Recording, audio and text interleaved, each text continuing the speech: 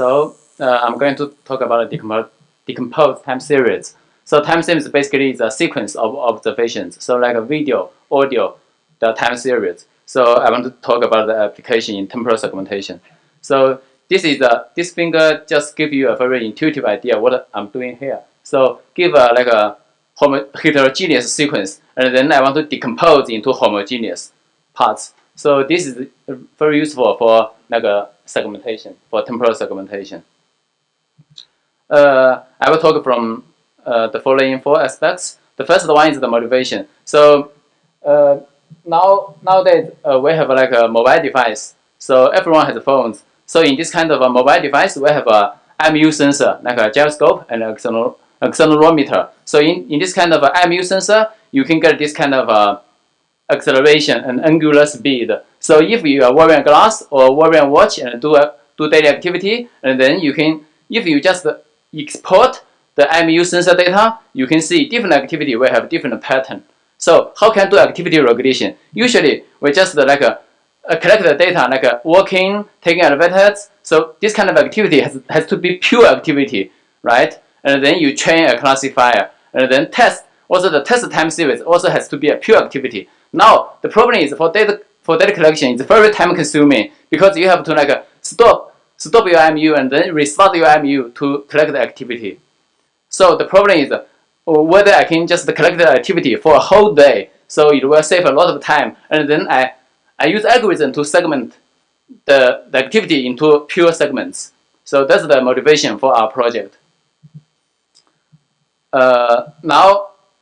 So for the previous method, if you want to do the decomposition of the signal, and then a very intuitive way, just use the statistical, use Gaussian assumption or a non-parametric method, or this kind of a statistical assumption to enforce some Gaussian distribution or Gaussian process, that kind of a distribution on the signal, and then do the change point detection. But there is a lot of hyperparameter to tune. So in our method, we don't make any assumptions. We don't have to know the domain knowledge, and also it runs very efficient to do the segmentation. So this is how our algorithm works. It has only 2 steps.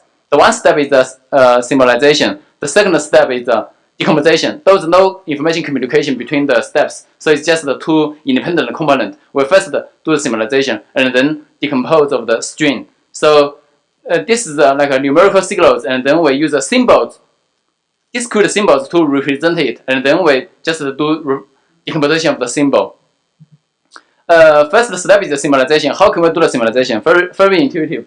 For this 1D signal, and then we just for each point we just take a window around the point, and then we get a sequence, like a subsequence, and then from each point we can take a subsequence, and then we can do k-means, and then just for the k-means, and then I will assign a symbol to each cluster, and then each point get a symbol, right? So I can get the symbolization. So one problem, whether is sensitive to the k or not. So I will show it's very insensitive to the k selection. So we don't have to worry about the k, because k means the choice of k is always a very hard problem in our computer vision problems, right? Or machine learning. So this is the first step for symbolization. After we get the symbols, and then we can do the decomposition. So how can we do the decomposition? It's very similar to like a decision tree construction. So for this sequence, now we get for this sequence, now we get the symbol representations, and then on each point, I can just compute the entropy of the parent symbol, and also two child symbol, left and right lift symbol, and then I just compute the entropy drop is defined as the information gain. So I will just choose the point that has the most information gain, and then split, and then do the recursive splitting. So that's our algorithm, how it works. Yeah, it's recursive. So now we get this kind of a decomposition. So because I don't have time, so I would just want to show you, it's very insensitive to the k choice. We can choose k to be 10 all the way to the 2000, and then we can see the information gain curve. We can always choose the right point to split. And also for now it can be extended to multivariate time series. Multivariate time series like audio, video is multivariate, it's never one-dimensional. So we can do decomposition of each dimension and then do the voting. And I can show you the result. We can do the segmentation of video, and also we can do the segmentation of motion capture dataset. Yeah, so yeah, that's it. If you are interested in our method, just come to our poster. Thank you.